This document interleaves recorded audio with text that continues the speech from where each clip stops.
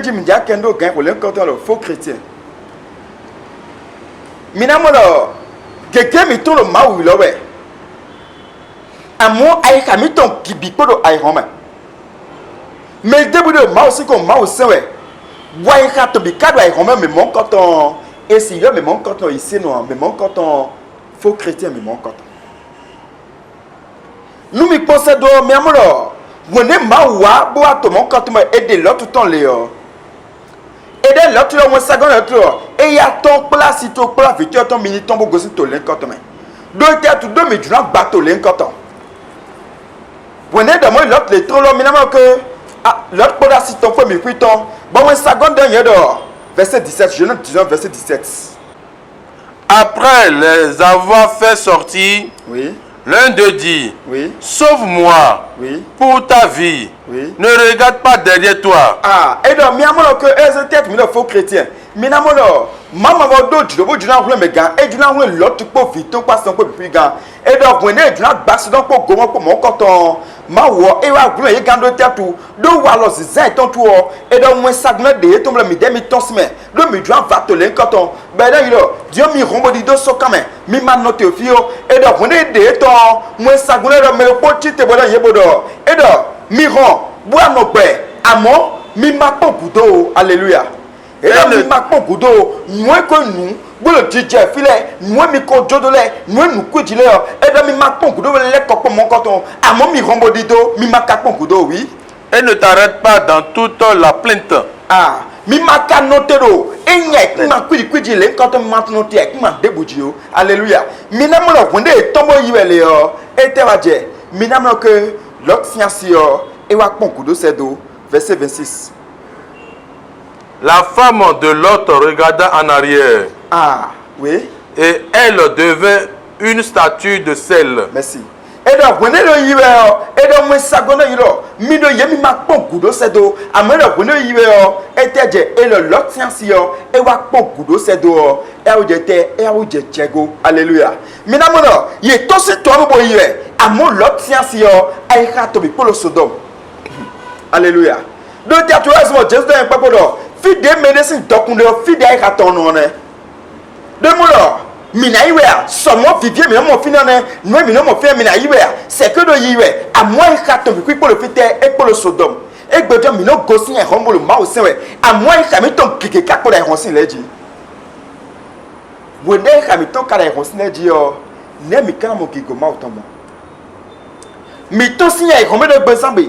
Bolo ma o foi doere gbezan bolo ma o se egbeso a moi ka mi ton bi pu yo e ka polo muelo ai romeleji e polo nu kwijileji e polo si zami ton kokoleji ne mi ka si mon gigo ma o ton mo me debu do ma o se we boy ka to makal ma o dia boy ka ton polo ai ronsi leji yo me mon coton e si kudo e mi se no pipe pon gbede ya ma o do bi bio yen pepo se santindo me ni kekle mi mando ni no me de me l'idée l'autre science do bon mi mando di no mon coton a mon ma ojulo minute de ay khami ton si mi do ay romeleji da yo tenu zan wa le yo no mo come e gbedi amulo ko yon gege timbo no do ma o se webo ye do ton se o ma o se o ton se ma webo e do a e o fie zan pe ku di ku je pe fie zan ne le coton je pe e o fie je ka ke ma zan pe o se amasu dagbe no do ma o se kaka mo ke nanu de ki glori kabe nde don balé mo lo kwa jemi radio minamo nyo mo kotan gege tian e on le kodido bon lo je alogo ba ju nu de ko gbeda yo on le ko bi mo kotan gege gbete to tin de gbezan bo nu de ko gbeda yo de tête de je ma o si ali ju tu nu de ko gbele o do ve mi mo si wonu asu o minamo gege ton on le ko bi mo kotan le me ai ka ton le ko ye bi mo kotan le me ma do bi bien pepe bodo te nu bi mi ma o de wendo mini keklen bo le ka bo notir ma o si aliji ai kamito mi wi ni ghost ni ra ikomele ji bo no ma o ji nu mi tno wede bo ai kamito ma o ji o mi na mo gigo ma o ton jenwe ma o na gwando klopo mi ton le e na wa lo gwando klopo mi ton le bona dio ai kan mi dide ko da pato ko le 36 me o mi na ha e na dio ai kan do klopo mi ton le bo mi na sigando ai kada gbe ma o silicon de tetu do mi do ma o sen le gbeza me ai ron sin gege do ai kamito me e we zumbo no do mi do Zakai do Ezekiel 14 me mawu do le to gbon bo de te e do to gun le wa nu konche amo ai ka to bochi gon bochi e god nu me senkele ai ron si le kele go ai ka to le me de Ézéchiel 14 verset 1er. Quelqu'un des anciens d'Israël vit auprès de moi et s'assit devant moi. E we zo do Ézéchiel wa do azaro po gbegbero po timbo e nous comptons me kole do po e wa nu konche ba di de mien bodo oui. Et la parole de l'Éternel me fut adressée en ces mots. Wone wa e Ézéchiel si kon Ézéchiel mauzo ton Ézéchiel et donc wone wa mausi nu kon le bo Ézéchiel si kon maudo di dono Ézéchiel bodo oui. Fils de l'homme, et donc vite beto ton e ces gens-là portent leurs idoles dans leur cœur. Et dans mon menole a menole de wa nu kontwe bodo isi nu blabo beto mi memblo yo et donc nous a point ka to me se do nous me se kele go ai ka menu ye oui. Et ils attachent leur regard sur ce qui les a fait tomber dans l'iniquité. Bon, nous devons nous na ziye de ce que nous cuidi nous non ziye de kele gba ka to me alléluia. Et là de be mi le ma wo se we amon nous cuidi de ka mi to me on et non zomo mi no mo ki go ma uton. Me laisserai-je consulter par eux? Maudo, when they are consigned, ka go ka to me, be ka no sisien bodo. Bon, moi ka inu kuji a remeton walu a remeton ka go ka to me. Si zen a remeton ka do ime on. Est-ce que ni maman yen kana join de do? Bona de gigote ka, on si de gigote ka ya do te do a ka ton sogbe ya oui. C'est pourquoi parle-leur et dis-leur. Et wezon Ézéchiel don ye bodo. Ainsi parle le Seigneur de l'Éternel. Nous de maman di do di. Tout homme de la maison d'Israël qui porte ses idoles dans son cœur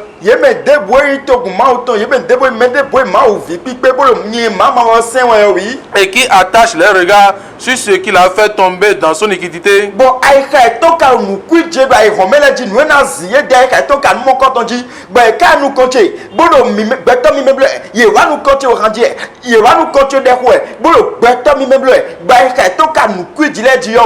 S'il vient s'adresser au prophète, moi, l'Éternel,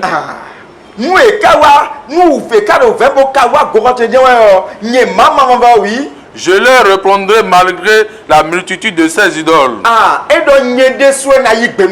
afin de saisir dans leur propre cœur ceux de la maison d'Israël qui se sont éloignés de moi avec toutes leurs idoles. Oui. C'est pourquoi dis à la maison d'Israël,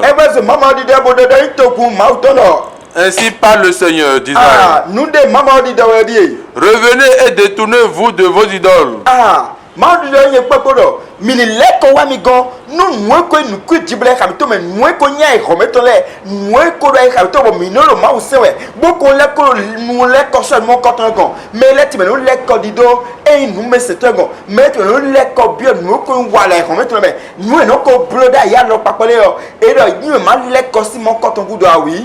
Détournez les regards de toutes vos abominations. Et donc, nous coussons mon coton, nous coussons mon coton, l'autre séance c'est zéro mon coton dit, ben, ce moment et les comme zéro nous coûtons mon coton dit, et de filles, tu es mon mouse, et de maman du rien, pas côté, et de nous coumettons si nous couillons mon coton, nous couillons, remettons-les, nous couillons si zin, remettons-les, ou à l'oeil, remettons-les, remettons-les, nous couillons en ben, mais alors papa, des millions cause en l'air, et de minutes de mon coton, bifoué, c'est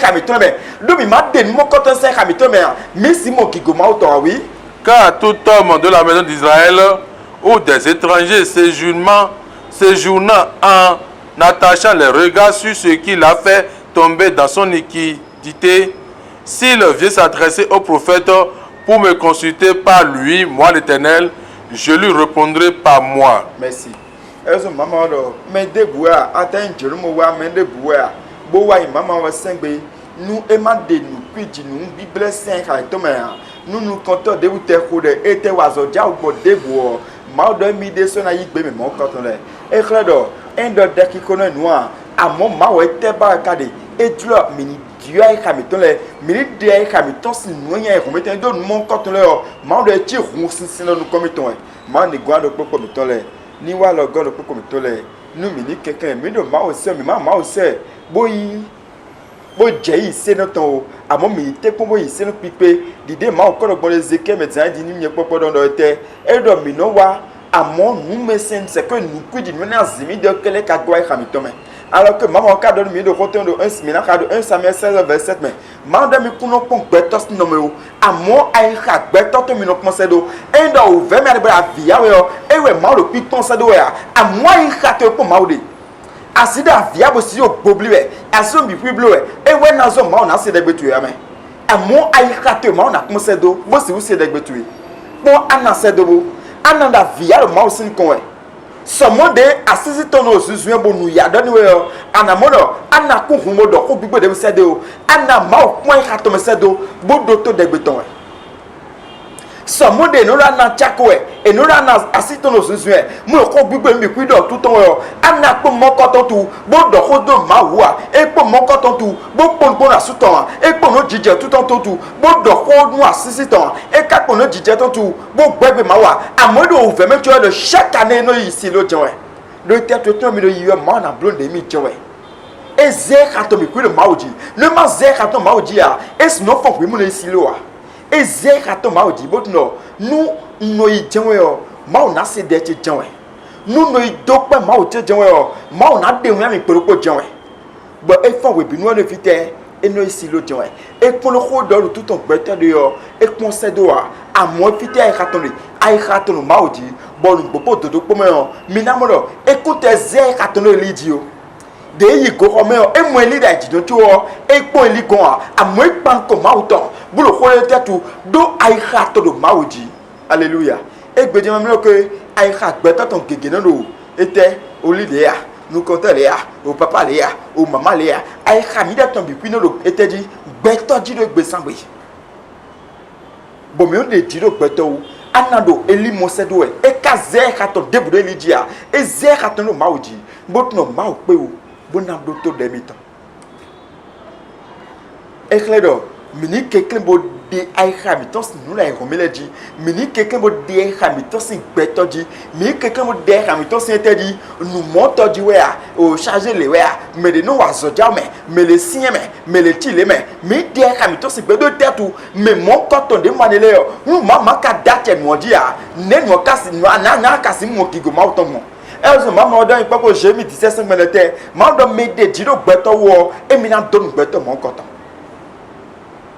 mini quelqu'un bo die kamiton sin beto ji mi quelqu'un de kamiton sin na papa bi kweji ni ni de anam gbon bo ze ka to bi de maoji yo bo mo gigo mauton mi de suno mi ze ai kamiton bi de maoji bo si wa mo gigo mauton nu da gbede mena kono kokon toloji do Jesus in come amen.